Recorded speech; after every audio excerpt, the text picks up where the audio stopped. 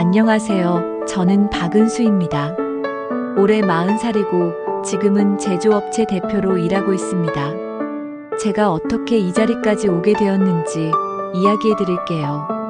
사실 처음부터 이런 계획은 전혀 없었습니다. 평범한 주부로 살아갈 거라고만 생각했었는데 인생이 정말 예측 불가능하다는 걸 뼈저리게 느꼈죠. 지금 생각해보면 그때의 저는 정말 순진했던 것 같습니다. 남편을 무조건 믿고 가정만 잘 꾸려나가면 된다고 생각했으니 말이죠. 10년 전 저는 신랑과 결혼을 했습니다. 남편은 대기업에서 일하는 반듯한 직장인이었어요. 겉으로는 정말 점잖고 신사적이었죠.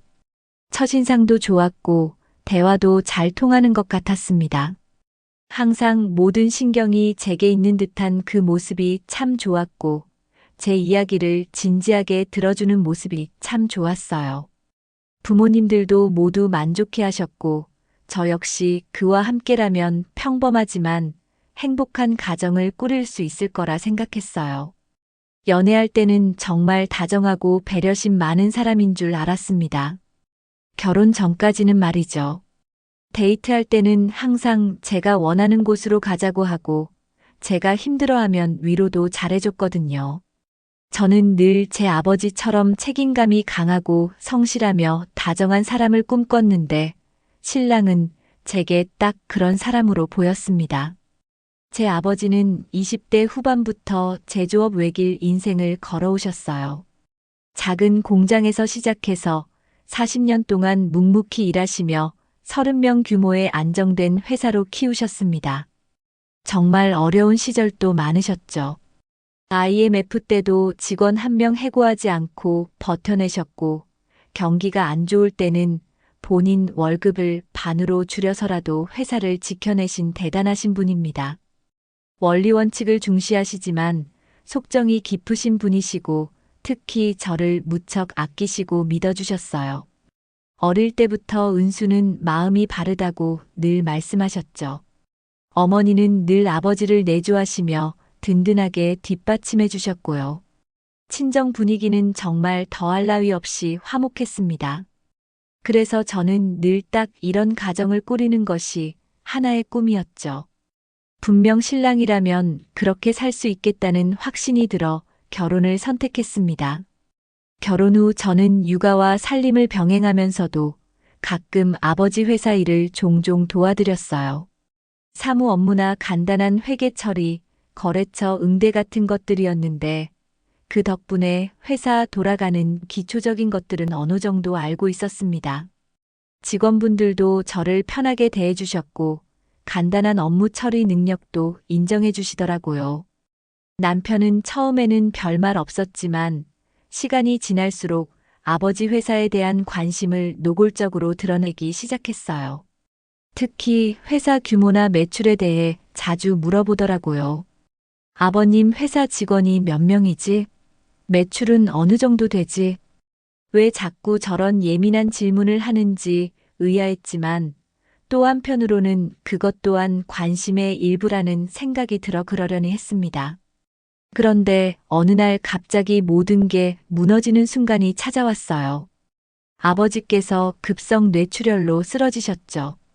그날이 화요일이었는데 오전에 평소처럼 회사에 출근하셨다가 갑자기 의식을 잃으시고 쓰러지셨다는 연락을 받았을 때 저는 정말 하늘이 무너지는 것 같았습니다.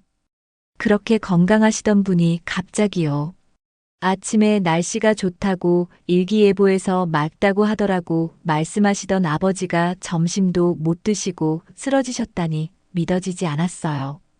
회사 직원분이 전화로 사장님이 갑자기 쓰러지셨습니다 하시는데 귀가 멍해지더라고요.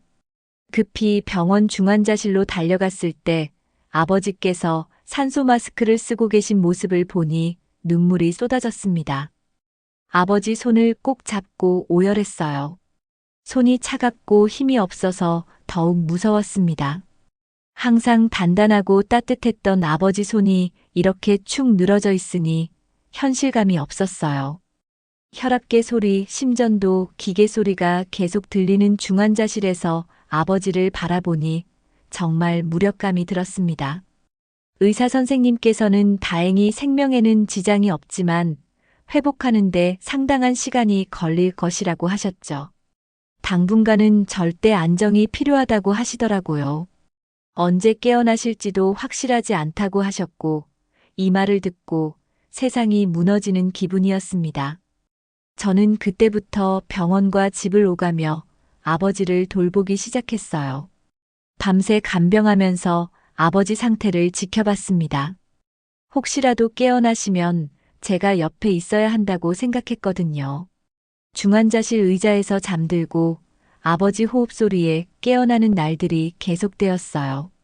간호사분들이 집에 가서 좀 쉬세요 라고 하셔도 발길이 떨어지지 않았습니다.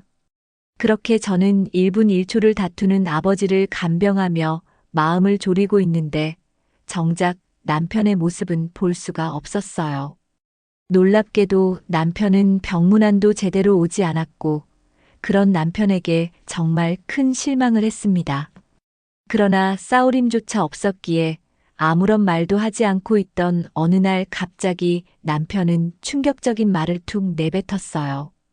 회사 그만뒀어. 아버님, 이제 누우셨잖아. 이젠 내 차례 아냐? 내가 회사를 물려받아서 키우려면 이제 슬슬 준비해야지 안 그래? 저는 정말 귀를 의심했습니다. 지금 아버지께서 중환자실에 계신데 그게 할 말인가 싶었죠. 아버지 상태를 걱정하기는커녕 회사 이야기부터 하다니 제가 화를 내며 따졌죠. 지금 그게 할 말이야? 아버지 걱정은 안 하고 뭔 소리를 하는 거야? 지금 상황이 어떤 상황인데 그런 말을 해? 어떻게 병문안 한 번을 안 오고 말이야. 고작 한다는 게 뒤에서 그런 짓이나 하고 있었어? 장인어른 회사 물려주실 건데 뭐하러 딴 회사 다녀? 안 그래? 이런 위기에 빨리 사위인 내가 나서야 하는 거 아냐? 지금이 기회잖아. 이럴 때 준비 안 하면 언제 하겠어? 안 그래? 눈물바람을 하고 있을 때가 아니라 한 명이라도 정신을 차리고 준비를 해야지 안 그래? 정말 어이가 없었습니다. 아버지께서 쓰러지신 상황을 본인 기회로 생각하다니요. 저는 그 순간 남편이 평소에 어떤 생각을 하고 살았는지 알 것 같았습니다. 제가 실망과 충격을 감추지 못하고 있는데 시댁에서는 오히려 남편을 칭찬하는 분위기였고 정말 충격이 컸습니다. 어려서부터 기운이 얘가 원래 빠릿빠릿했어. 잘했네 물려받을 거 하루라도 빨리 나서는 게 맞지 안 그러니? 그리고 사위인 우리 기운이가 나서는 게 당연한 거지 딸은 시집 가면 남의 집 사람 아니니? 너는 애도 낳고 살림도 해야 할 사람이잖아. 내 말이 틀리니? 맞아. 빨리 준비해야 하는 게 맞지. 미리미리 알아봐야 하는 거야. 장인어른도 이제 연세가 있으시니까 언젠가는 이런 일이 생길 수도 있는 거잖아. 차라리 지금 잘된 일이다 그렇게 생각하고 어른 준비해야지 뭐. 남편도 시어머니도 정작 아버지 걱정은 하나도 하지 않았고 그저 회사를 하루 빨리 물려받을 생각뿐이었죠. 아버지 안부조차 제대로 묻지 않으면서 회사 이야기만 하는 모습에 정말 화가 났어요. 심지어 아버님 상태가 어떠냐는 말보다 회사는 어떻게 할 거냐는 말을 먼저 하셨죠. 이 상황을 묵묵히 지켜보던 친정 어머니께서 저에게 단호하게 말씀하셨습니다. 은수야, 내가 제일 힘들 때 그 사람이 널 도우려고 했는지부터 봐. 진짜 가족이라면 이럴 때 어떻게 행동해야 하는지 생각해봐. 생각보다 세상은 냉정한 법이고 너 자신은 너 말고 지켜줄 사람이 없어. 정신 똑바로 차려야 해 알겠지? 친정 어머니 말씀을 듣고 나니 정말 그랬어요. 아버지께서 쓰러지신 이후로 남편은 저를 위로하거나 힘이 되어주기는커녕 본인 이익만 계산하고 있었죠. 병원비 걱정을 해준다거나 제가 힘들어하는 모습을 달래준다거나 하는 건 전혀 없었어요. 오히려 이제 회사 물려받을 수 있겠네 라는 식으로만 생각하고 있었던 거예요. 그때 저는 지금까지 아버지 회사에서 잠시 일하며 도와드렸던 경험들을 떠올렸습니다. 비록 회사를 맡아본 적은 없었지만 그래도 기초적인 것들은 알고 있었어요. 직원들과의 관계도 나쁘지 않았고 회사 업무 흐름도 어느 정도는 파악하고 있었죠. 거래처 분들과도 몇 번 만나뵌 적이 있어서 얼굴은 알고 계시고요. 마음속에서 작은 불씨가 피어오르기 시작했습니다. 혹시 제가 아버지 회사를 지킬 수 있을까 하는 생각 말이에요. 물론 두렵고 막막했지만 누군가는 해야 할 일이었거든요. 아버지께서 얼마나 노력해서 이 자리까지 올라오셨는지를 알고 있기에 저는 꼭 지켜야내야 했습니다. 그러던 어느 날 아버지 사무실을 정리하다가 깜짝 놀랄 일이 생겼죠. 책상 서랍 깊숙한 곳에서 대표이사 위임장을 발견한 거예요. 그런데 놀랍게도 그 위임장에는 박은수에게 정권 위임이라고 적혀 있었습니다. 날짜를 보니 벌써 몇 년 전에 작성하신 것 같았어요. 아버지께서 제가 회사 일을 도와드릴 때부터 이미 마음속으로는 결정하고 계셨던 것 같더라고요. 저는 정말 많이 놀랐습니다. 아버지께서 이런 것에 대해 어떠한 언급도 하지 않으셨거든요. 당황스러웠지만 한편으로는 아버지께서 저를 얼마나 믿어주셨는지 느낄 수 있었습니다. 친정 어머니께 이 사실을 말씀드리니 이렇게 말씀하시더라고요. 내 아버지가 널 어떻게 생각하는지 이제 알겠니? 내가 회사 일 도와줄 때 얼마나 믿음직스러워 했는데. 항상 은수는 일 처리가 깔끔하다고 말씀하셨어. 그 순간 가슴이 뭉클했습니다. 아버지께서는 이미 오래전부터 저를 후계자로 생각하고 계셨던 거였죠. 아버지께서 저를 믿고 계셨다는 것에 힘입어 저는 기운을 내고 더 열심히 이 자리를 지켜보기로 결심했습니다. 그리하여 남편에게도 상황을 전달했고 함께 서류를 보여주기도 했는데 반응이 정말 가관이었습니다. 좋네. 편하게 앉아서 대표나 하면 되겠네. 나는 뭐 실무만 하면 되고. 어차피 부부니까 내 회사나 마찬가지지. 안 그래? 아니 그런데 아무리 생각해도 진짜 서운하네. 어떻게 사위가 아닌 딸한테 회사를 줄 생각을 해? 너무하잖아. 상식적으로 생각해봐. 딸은 시집 가면 남의 집 사람인데 사위한테 물려주는 게 정상이지. 여자가 무슨 회사를 운영해? 말이 되는 소리를 해야지. 그런 건 남자가 하는 거야. 여자는 보조나 하는 거지. 대외적으로도 어떻게 보이겠어? 정말 어이가 없었어요. 이런 사람과 10년을 같이 살았다니 믿어지지 않았습니다. 결혼 전에는 이런 모습을 전혀 보이지 않았거든요. 오히려 요즘은 여성들도 능력 있으면 뭐든 할 수 있는 시대라고 말했던 사람이 이제 와서 이런 소리를 하다니 그때 저는 확실히 결심했습니다. 누군가는 이 회사를 지켜야지. 내 아버지의 피땀 눈물인데. 그리고 기필코 보여줄 거야. 한국에서는 아직도 이런 인식들이 많이 남아있죠. 여성이 사업을 한다고 하면 의심스러운 시선으로 보거나 남성이 더 적합하다고 생각하는 경우들 말입니다. 하지만 저는 성별이 중요한 게 아니라 진심과 책임감이 중요하다고 생각했어요.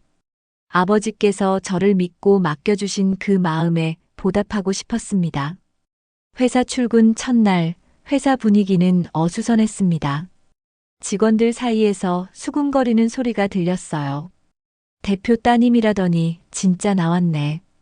사모님이라기엔 너무 순해 보이지 않아? 과연 할 수 있을까? 여자가 회사를 운영한다는 게 쉬운 일은 아닐 텐데. 거래처들이 좋아할까? 들리는 말들을 애써 못 들은 척 무시하며 저는 떨리는 마음을 진정시키며 아버지 사무실로 들어갔습니다. 남편이 장인 쓰러지자 사표 냈습니다. 그런데 며칠 뒤 회사가 챕터 1 결혼 그리고 시작. 안녕하세요. 저는 박은수입니다. 올해 40살이고요. 지금은 제조업체 대표로 일하고 있습니다. 제가 어떻게 이 자리까지 오게 되었는지 이야기해 드릴게요. 사실 처음부터 이런 계획은 전혀 없었거든요. 평범한 주부로 살아갈 거라고만 생각했었는데 인생이 정말 예측 불가능하다는 걸 뼈저리게 느꼈습니다. 지금 생각해보면 그때의 저는 정말 순진했던 것 같아요. 남편을 무조건 믿고 가정만 잘 꾸려나가면 된다고 생각했거든요. 10년 전 저는 최기훈이라는 남자와 결혼했습니다. 기훈 씨는 대기업에서 일하는 반듯한 직장인이었어요. 겉으로는 정말 점잖고 신사적이었죠.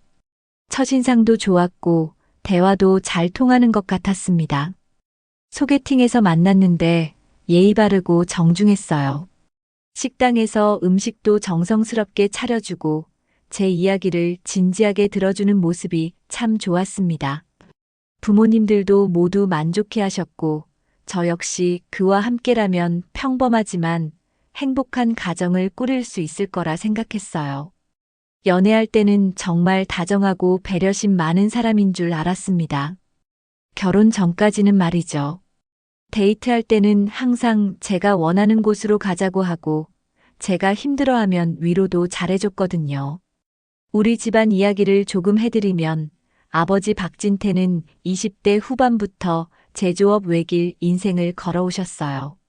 작은 공장에서 시작해서 40년 동안 묵묵히 일하시며 30명 규모의 안정된 회사로 키우셨습니다. 정말 어려운 시절도 많으셨어요.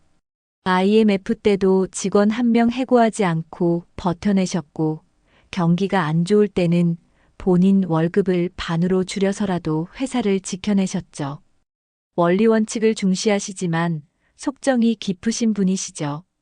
특히 저를 무척 아끼시고 믿어주셨어요. 어릴 때부터 은수는 마음이 바르다고 늘 말씀하셨거든요. 어머니는 늘 아버지를 내조하시며 든든하게 뒷받침해 주셨고요. 친정 분위기는 정말 화목했습니다. 결혼 후 저는 육아와 살림을 병행하면서도 가끔 아버지 회사 일을 도와드렸어요. 사무 업무나 간단한 회계 처리, 거래처 응대 같은 것들이었는데 그 덕분에 회사 돌아가는 기초적인 것들은 어느 정도 알고 있었습니다. 직원분들도 저를 편하게 대해주셨고 간단한 업무 처리 능력도 인정해 주시더라고요. 기훈 씨는 처음에는 별말 없었지만 시간이 지날수록 장인어른 회사에 대한 관심을 노골적으로 드러내기 시작했어요. 특히 회사 규모나 매출에 대해 자주 물어보더라고요. 아버님 회사 직원이 몇 명이지? 매출은 어느 정도 되지? 이런 식으로 말이에요. 챕터 2- 갑작스러운 충격. 그런데 어느 날 갑자기 모든 게 바뀌었습니다. 아버지께서 급성 뇌출혈로 쓰러지신 거예요. 그날이 화요일이었는데 오전에 평소처럼 회사에 출근하셨다가 갑자기 의식을 잃으시고 쓰러지셨다는 연락을 받았을 때 저는 정말 하늘이 무너지는 것 같았습니다. 그렇게 건강하시던 분이 갑자기요. 아침에 오늘 날씨 좋네. 일기예보에서 맑다고 하더라고 말씀하시던 아버지가 점심도 못 드시고 쓰러지셨다니 믿어지지 않았어요. 회사 직원분이 전화로 사장님이 갑자기 쓰러지셨습니다 하시는데 귀가 멍해지더라고요. 병원 중환자실로 달려갔을 때 아버지께서 산소 마스크를 쓰고 계신 모습을 보니 눈물이 쏟아졌어요. 아버지 손을 꼭 잡고 오열했습니다. 손이 차갑고 힘이 없어서 더욱 무서웠어요. 항상 단단하고 따뜻했던 아버지 손이 이렇게 축 늘어져 있으니 현실감이 없었습니다. 혈압계 소리, 심전도, 기계 소리가 계속 들리는 중환자실에서 아버지를 바라보니 정말 무력감이 들었어요. 의사 선생님께서는 다행히 생명에는 지장이 없지만 회복하는데 상당한 시간이 걸릴 것이라고 하셨습니다. 당분간은 절대 안정이 필요하다고 하시더라고요. 언제 깨어나실지도 확실하지 않다고 하셨어요. 저는 그때부터 병원과 집을 오가며 아버지를 돌보기 시작했습니다. 밤새 간병하면서 아버지 상태를 지켜봤어요. 혹시라도 깨어나시면 제가 옆에 있어야 한다고 생각했거든요. 중환자실 의자에서 잠들고 아버지 호흡 소리에 깨어나는 날들이 계속되었어요. 간호사분들이 집에 가서 좀 쉬세요라고 하셔도 발길이 떨어지지 않았습니다. 그런데 기훈 씨는 병문안도 제대로 오지 않더니 어느 날 갑자기 툭 내뱉었어요. 회사 그만뒀어. 아버님, 이제 누우셨잖아. 이젠 내 차례 아냐? 저는 정말 귀를 의심했습니다. 지금 아버지께서 중환자실에 계신데 그게 할 말인가요? 아버지 상태를 걱정하기는커녕 회사 이야기부터 하다니요. 제가 화를 내며 따졌죠. 지금 그게 할 말이야? 아버지 걱정은 안 하고 뭔 소리를 하는 거야? 지금 상황이 어떤 상황인데? 그런데 기훈 씨는 대수롭지 않다는 듯이 대답했어요. 장인어른 회사 물려주실 건데 뭐하러 딴 회사 다녀? 안 그래? 이런 위기에 빨리 사위인 내가 나서야 하는 거 아냐? 지금이 기회잖아. 이럴 때 준비 안 하면 언제 하겠어? 챕터 3 어머니의 한마디. 정말 어이가 없었습니다. 아버지께서 쓰러지신 상황을 본인 기회로 생각하다니요.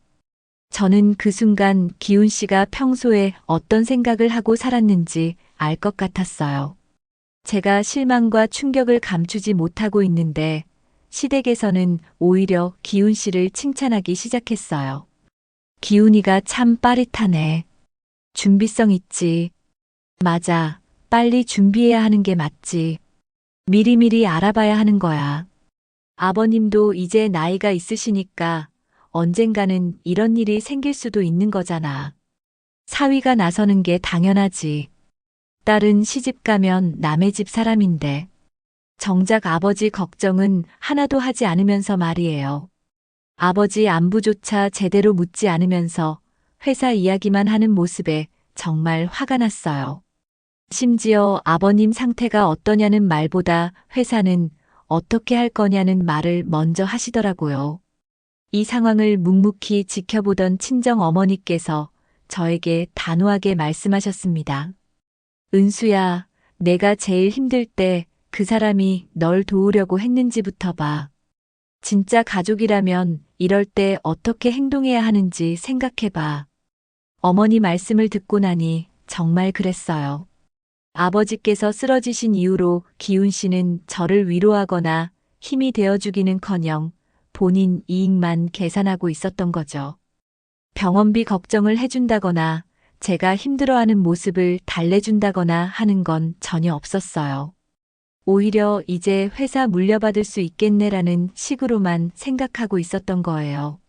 그때 저는 지금까지 아버지 회사에서 잠시 일하며 도와드렸던 경험들을 떠올렸습니다. 비록 회사를 맡아본 적은 없었지만 그래도 기초적인 것들은 알고 있었어요. 직원들과의 관계도 나쁘지 않았고 회사 업무 흐름도 어느 정도는 파악하고 있었죠. 거래처 분들과도 몇 번 만나뵌 적이 있어서 얼굴은 알고 계시고요. 마음속에서 작은 불씨가 피어오르기 시작했습니다. 혹시 제가 아버지 회사를 지킬 수 있을까 하는 생각 말이에요.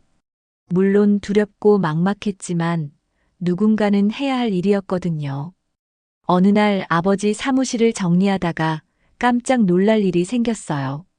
책상 서랍 깊숙한 곳에서 대표이사 위임장을 발견한 거예요. 그런데 놀랍게도 그 위임장에는 박은수에게 정권 위임이라고 적혀 있었습니다. 날짜를 보니 벌써 몇 년 전에 작성하신 것 같았어요. 아버지께서 제가 회사 일을 도와드릴 때부터 이미 마음속으로는 결정하고 계셨던 것 같더라고요. 챕터 4 남편의 본색. 저는 정말 경악했어요. 아버지께서 이런 것에 대해 어떠한 언급도 하지 않으셨거든요. 당황스러웠지만 한편으로는 아버지께서 저를 얼마나 믿어주셨는지 느낄 수 있었습니다. 친정 어머니께 이 사실을 말씀드리니 이렇게 말씀하시더라고요. 내 아버지가 널 어떻게 생각하는지 이제 알겠니? 내가 회사 일 도와줄 때 얼마나 믿음직스러워 했는데. 항상 은수는 일 처리가 깔끔하다고 말씀하셨어. 그 순간 가슴이 뭉클했습니다. 아버지께서는 이미 오래전부터 저를 후계자로 생각하고 계셨던 거예요. 기훈 씨도 그 서류를 보게 되었는데 반응이 정말 가관이었어요. 좋네. 편하게 앉아서 대표나 하면 되겠네. 나는 뭐 실무만 하면 되고. 어차피 부부니까 내 회사나 마찬가지지. 비꼬는 투로 말하더니 이내 화를 내기 시작했습니다. 어떻게 사위가 아닌 딸한테 회사를 줄 생각을 해? 너무하잖아. 상식적으로 생각해봐. 딸은 시집 가면 남의 집 사람인데 사위한테 물려주는 게 정상이지. 여자가 무슨 회사를 운영해? 말이 되는 소리를 해야지. 그런 건 남자가 하는 거야. 여자는 보조나 하는 거지. 대외적으로도 어떻게 보이겠어? 정말 어이가 없었어요. 이런 사람과 10년을 같이 살았다니 믿어지지 않았습니다. 결혼 전에는 이런 모습을 전혀 보이지 않았거든요. 오히려 요즘은 여성들도 능력 있으면 뭐든 할 수 있는 시대라고 말했던 사람이 이제 와서 이런 소리를 하다니요. 그때 저는 확실히 결심했어요. 누군가는 이 회사를 지켜야지. 내 아버지의 피땀 눈물인데. 한국에서는 아직도 이런 인식들이 많이 남아있죠. 여성이 사업을 한다고 하면 의심스러운 시선으로 보거나 남성이 더 적합하다고 생각하는 경우들 말입니다. 하지만 저는 성별이 중요한 게 아니라 진심과 책임감이 중요하다고 생각했어요. 아버지께서 저를 믿고 맡겨주신 그 마음에 보답하고 싶었습니다. 회사 출근 첫날, 직장 분위기는 어수선했습니다. 직원들 사이에서 수군거리는 소리가 들렸어요. 대표 따님이라더니 진짜 나왔네. 사모님이라기엔 너무 순해 보이지 않아? 과연 할 수 있을까?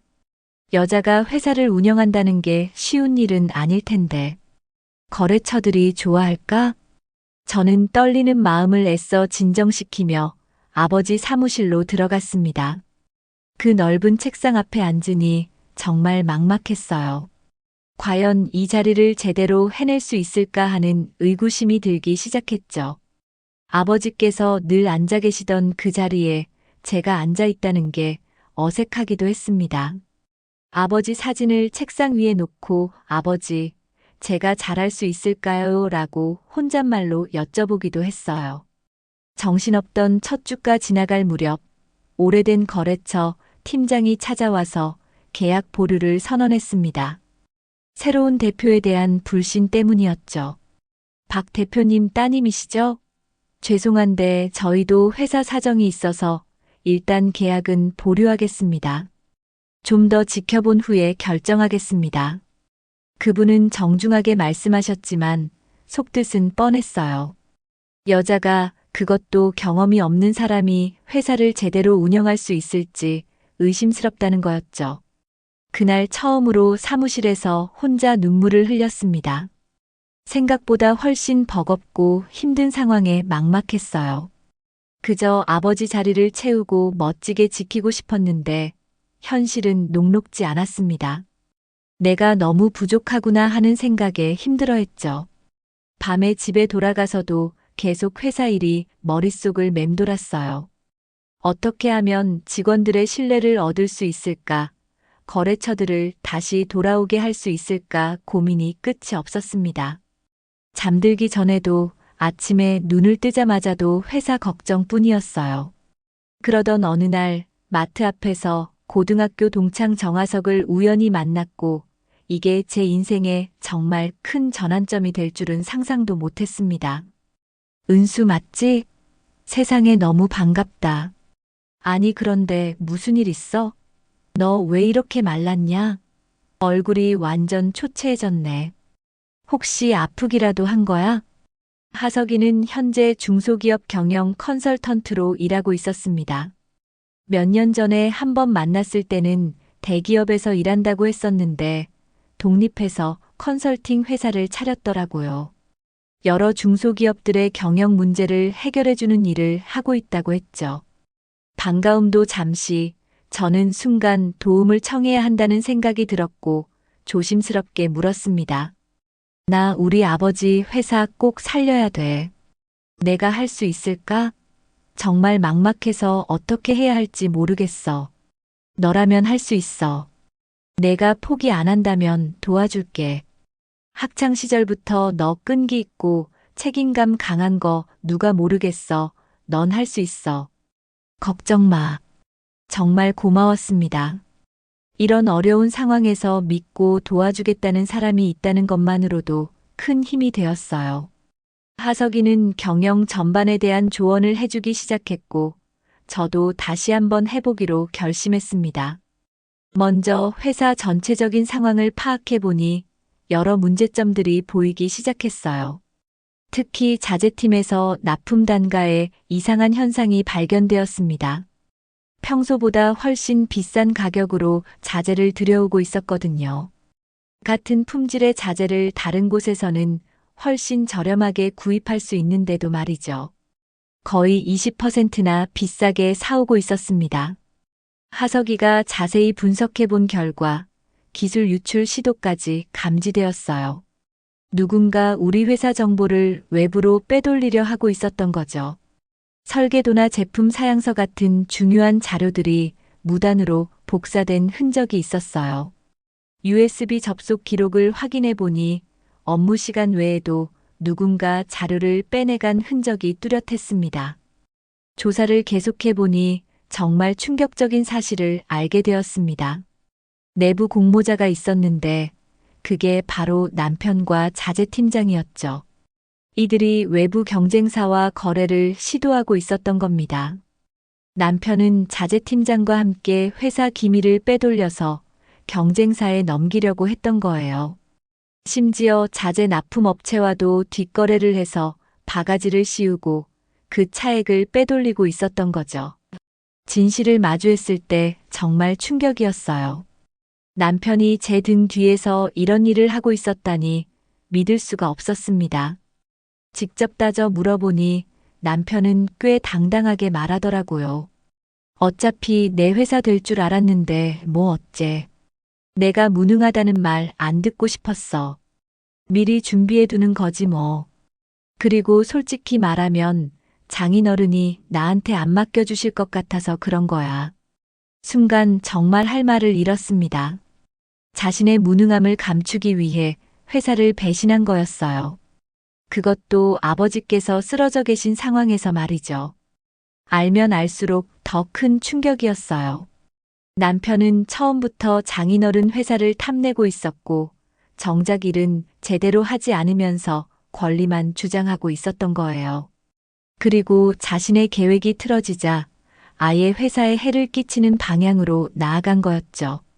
너도 어차피 여자니까 회사 운영 못할 거잖아. 그러면 결국 내가 하게 될 텐데 뭐가 문제야? 이런 말까지 하더라고요. 정말 어이가 없었습니다. 남편이 그동안 저를 또 저희 친정 집안을 어떻게 생각하고 있었는지 너무 잘 알겠더라고요. 고민 끝에 저는 결국 병실로 가서 아버지께 이 모든 진실을 고백했습니다. 아버지께서는 의외로 담담하게 받아들이시더라고요. 기훈이, 걔가 믿을 놈이었으면 진작 회사를 맡겼겠지. 넌 알면서도 책임지려 하더라. 그래서 내가 널 선택했다. 아버지께서는 이미 남편의 본성을 다 알고 계셨던 거예요. 그래서 저에게 회사를 맡기려고 하셨던 거였죠. 아버지께서 말씀하시길 남편이 회사에 관심을 보이기 시작한 초기부터 뭔가 불순한 의도가 있다는 걸 눈치채셨다고 하더라고요. 저는 눈물을 쏟으며 무릎을 꿇고 결심했습니다. 아버지, 제가 지킬게요. 이 회사 꼭 지킬게요. 아버지가 40년 동안 쌓아오신 이 모든 것들을 제가 책임지겠습니다. 아버지께서는 제 손을 꼭 잡으시며 고개를 끄덕이셨어요. 그 순간 저는 정말 이 회사를 지켜내겠다는 확고한 의지를 다졌습니다. 저는 이제 정말 더 강해져야 한다고 다시금 다짐을 하기 시작했어요. 다음 날 저는 직원들 앞에서 선언했습니다. 자재팀 이 팀장은 오늘부로 해고합니다. 회사는 제 책임 하에 공정하게 운영됩니다. 누구도 가족이라는 이유로 회사에 해를 끼칠 수 없습니다. 앞으로 모든 거래는 투명하게 진행될 것이고 직원 여러분들의 권익도 보장하겠습니다. 처음에는 직원들도 어리둥절해했죠. 하지만 제가 왜 이런 결정을 내렸는지 차근차근 설명하니 이해해 주시더라고요. 오히려 그동안 이상하다고 생각했던 부분들이 있었다며 지지해주는 분들이 많았습니다. 자재 단가가 비정상적으로 높았던 것도 회사 기밀이 새나가는 것 같다고 느꼈던 것도 다들 알고 계셨더라고요. 한 직원분은 예전부터 의심스러운 부분이 있었는데 말씀드리기가 어려웠다라고 하셨죠. 남편은 이 소식을 듣고 노발대발했고 회사로 찾아와서 난리를 쳤습니다. 이제 와서 그러냐? 우리가 남남이냐? 나도 가족인데 이렇게 할 거야? 이건 너무 심한 거 아니야? 10년을 같이 살았는데 이럴 거면 왜 결혼했어? 맞아. 이제 와서 알아챘어. 당신 나 없이도 잘 살더라. 아니, 나한테 기대서 살려고만 했지. 이건 당신 목. 이 회사는 이제 내 몫이니까. 남편을 쫓아낸 후 하석이의 조언으로 원가 절감에 성공하며 매출이 반등하기 시작했어요. 자재 구매처를 바꾸고 불필요한 비용들을 줄이니 한 달만 해도 확실한 차이가 났습니다. 직원들의 반응도 완전히 달라졌죠.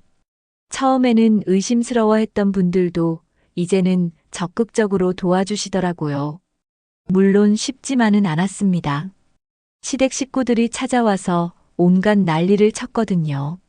어떤 날은 빌고 어떤 날은 화내고 정말 별짓을 다 했습니다. 은수야, 기훈이가 잘못했지만 이혼까지 할 일이냐? 가정이 우선이지. 회사야 나중에 또 어떻게 되겠지만 가정은 한 번 깨지면 끝이야. 고작 회사 일로 가정을 파탄 낼 거냐?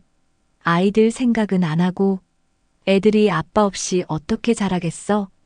심지어 시어머니는 무릎까지 꿇으시며 한 번만 용서해달라고 하시기도 했습니다.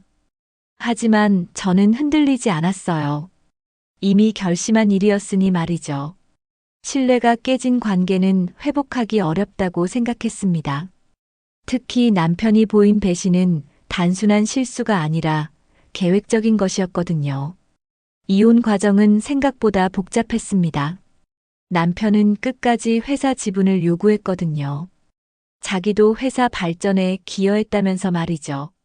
하지만 다행히 아버지께서 미리 준비해 두신 서류들 덕분에 큰 문제 없이 정리할 수 있었습니다. 위임장뿐만 아니라 회사 지분 관련 서류들도 모두 정리되어 있었더라고요. 그 과정에서 정말 많은 일들이 있었습니다.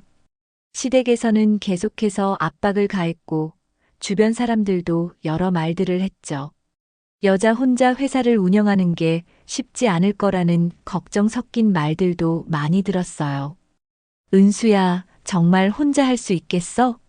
요즘 경기도 안 좋은데. 회사 운영이 생각보다 복잡해. 여자가 하기엔 부담스러운 일들이 많을 텐데. 하지만 저는 비 온 뒤 해는 뜬다는 말을 가슴에 새기며 지냈습니다. 힘들 때마다 이 말을 되뇌며 버텼어요. 그리고 마침내 정말로 해가 떴습니다. 회사 경영도 점점 안정되기 시작했고 직원들과의 관계도 좋아졌죠. 무엇보다 제 자신이 이런 일을 해낼 수 있다는 자신감이 생겼어요. 거래처들도 하나둘씩 돌아오기 시작했습니다. 처음에 계약을 보류했던 그 팀장님도 다시 찾아오셔서 회사 분위기가 많이 좋아졌다며 다시 거래를 하고 싶다는 의사를 비추기도 했죠. 그렇게 하나씩 차근차근 해결을 해나가며 저는 성과를 이룬 어느 날 저는 공장 간판을 바꿨습니다.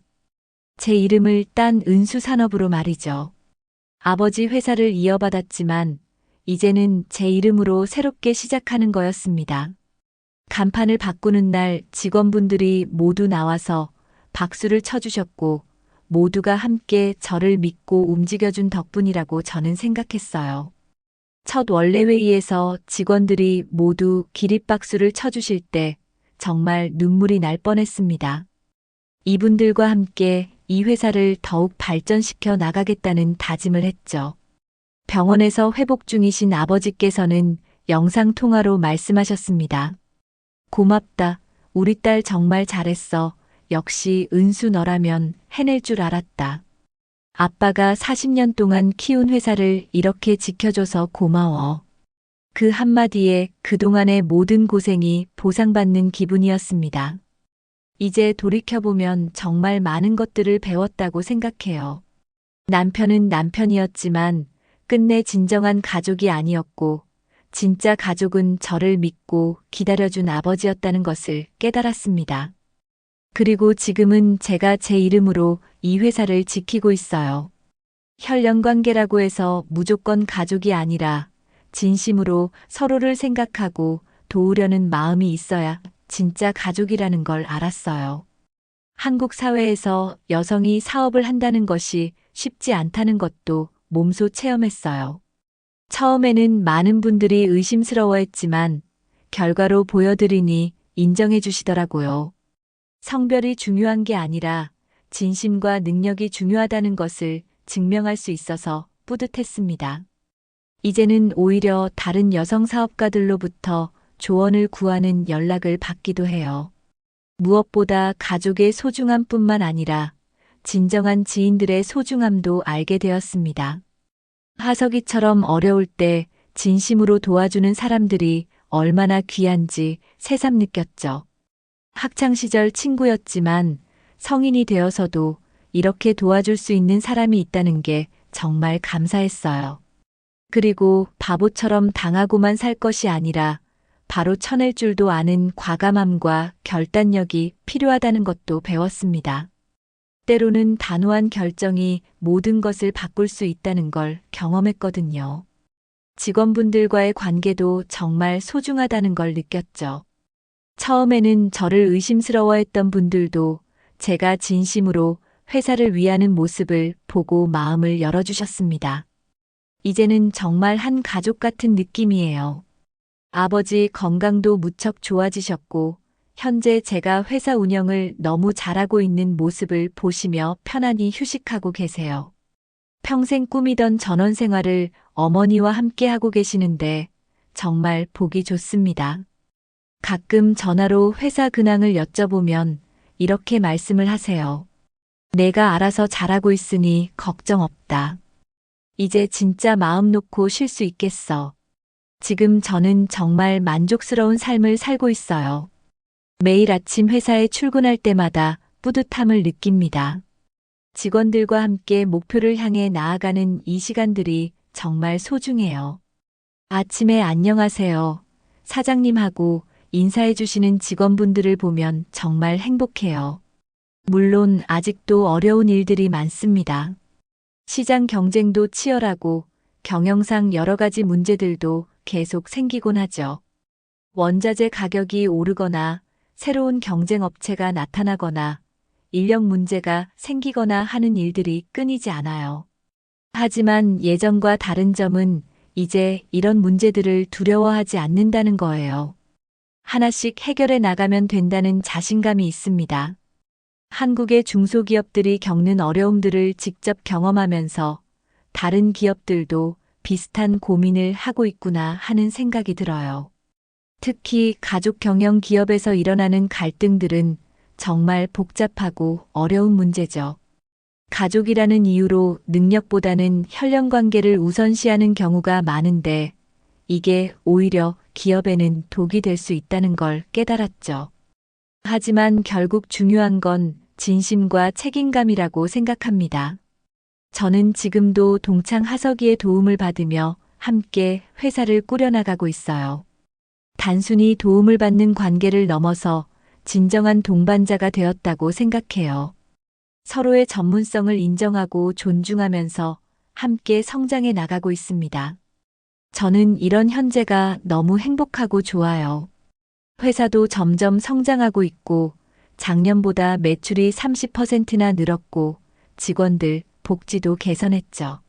새로운 거래처들도 많이 생겼고 무엇보다 직원들이 행복해하는 모습을 보면 정말 뿌듯해요. 제가 이 경험을 통해 얻은 가장 큰 교훈은 위기가 때로는 기회가 될 수 있다는 것입니다. 만약 아버지께서 쓰러지지 않으셨다면 남편의 본성도 몰랐을 것이고 제가 경영 능력이 있다는 것도 발견하지 못했을 거예요.